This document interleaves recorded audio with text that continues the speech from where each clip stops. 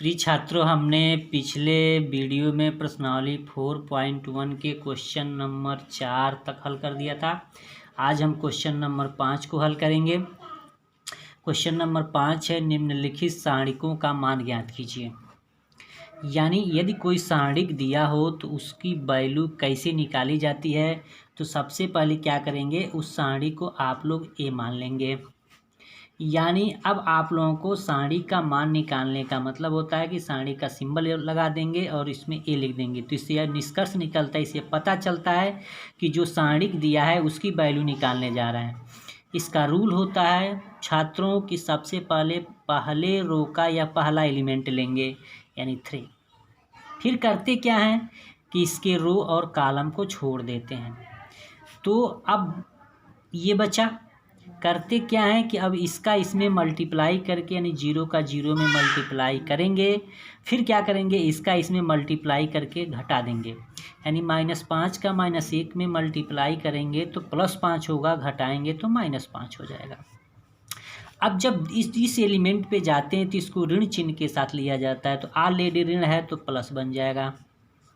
फिर अब इसके रो को यानी पहले रो को हमेशा छोड़ना है। अब जो -1 ले रहे हैं तो -1 वाले कॉलम को भी छोड़ देंगे। तो अब 0 0 यानी इसका गुणा कर लेंगे तो 0, फिर 3 का -1 में गुणा करके घटाएंगे तो +3 बन जाएगा। अब इस एलिमेंट पे आएंगे तो इसको धन चिन्ह के साथ लेते हैं। तो माइनस में है तो -2 ले लेंगे। अब इसका कॉलम और रो छोड़ देंगे तो -5 का 0 में गुणा होगा तो 0, 3 का 0 में होगा तो 0, घटा देंगे। अब इसको हल कर देंगे तो 0 में से 5 घटेगा तो -5 बचेगा। -5 का 3 में मल्टीप्लाई करेंगे तो -15। 0 में 3 जोड़ेंगे तो 3 मिलेगा। 3 में 1 का गुणा करेंगे तो +3। यह वैल्यू 0 हो गई। यानी -15 + 3 यानी -12। यानी इस सारणी की जो वैल्यू हुई वह मिला -12। यह इसका आंसर होता है।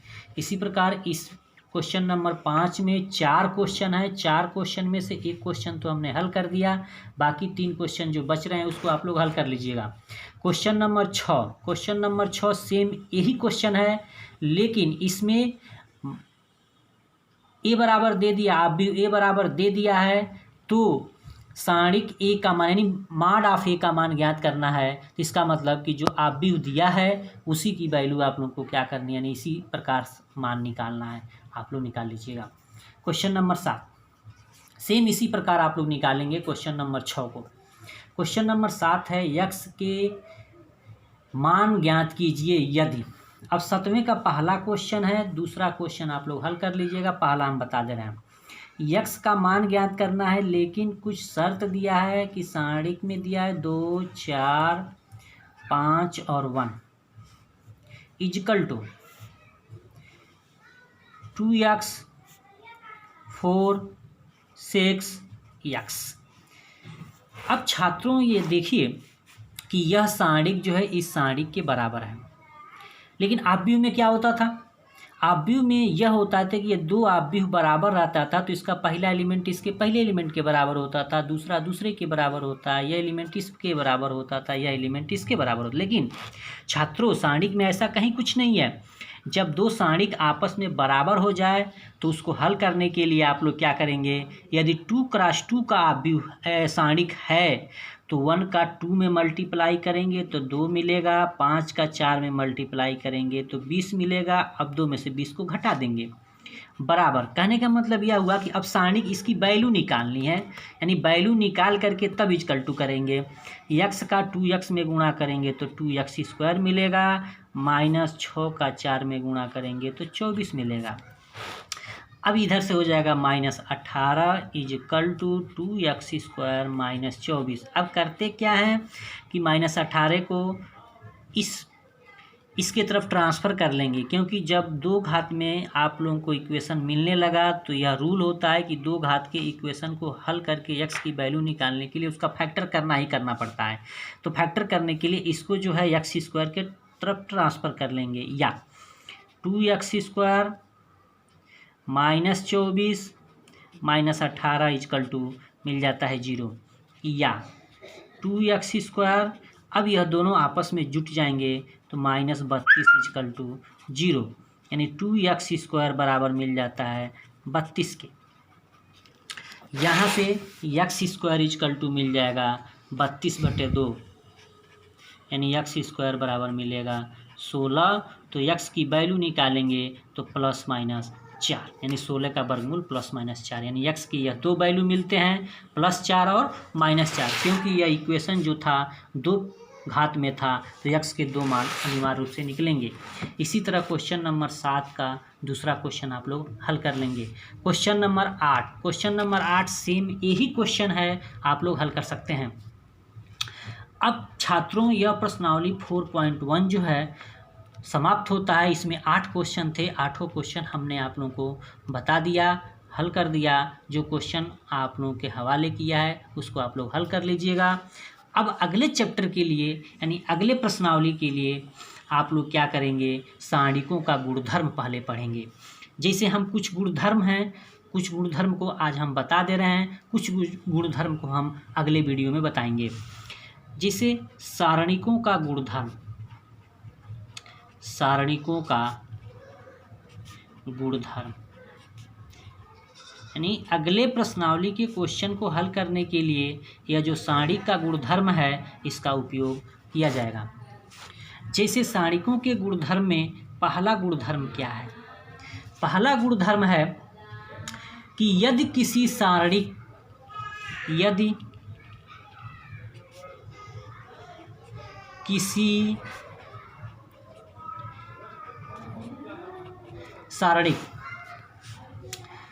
का मान, यदि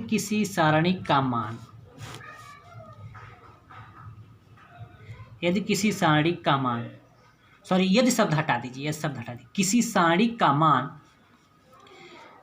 इसकी पंक्तियों या स्तंभों,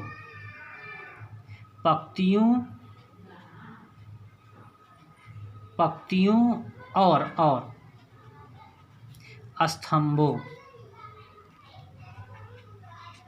स्तंभों के परस्पर परिवर्तित करने पर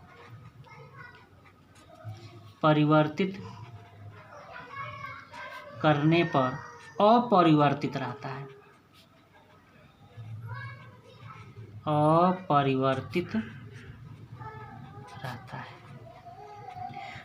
छात्रों इसका मतलब क्या हुआ?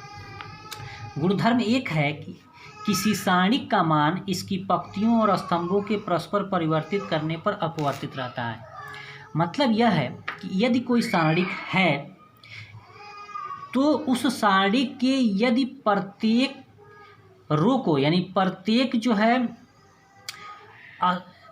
पंक्ति को स्तंभ बना दिया जाए तो सारणिक के मान में कोई परिवर्तन नहीं होता है। आप लोग ऐसे भी कह सकते हैं कि यदि किसी सारणिक के पंक्तियों को, सभी पंक्तियों को स्तंभ बना दिया जाए, या आप चाहें तो स्तंभ को पंक्ति बना दे, बात वही हुई, तो उस सारणिक के मान में कोई परिवर्तन नहीं होता है। जैसे मान ले रहे हैं कि कोई सारणिक ए है, मान लीजिए A1 है, B1 है, C1 है, A2 है, B2 है, C2 है, A3 है, B3 है और C3 है। यदि इस सारणी के प्रत्येक पंक्ति को हम स्तंभ बना दें तो इस सारणी के मान में कोई परिवर्तन नहीं होता है। जैसे मान लीजिए कि इसको A' बराबर, अब इसके पंक्ति को हम स्तंभ बना दे रहे हैं, यानी A1, B1, C1, A2, B2, C2, A3, B3 और C3। देखिए इस प्रगुण के अनुसार कोई सारणिक ए था जिसके प्रत्येक पंक्ति को हमने क्या किया, स्तंभ बना दिया, यानी पहले पंक्ति को पहला स्तंभ बना दिया, दूसरे पंक्ति को दूसरा स्तंभ बना दिया, तीसरे पंक्ति को तीसरा स्तंभ बना दिया, तो इस सारणिक के मान में कोई परिवर्तन नहीं होगा, यानी ए जो है A' के बराबर ही होगा।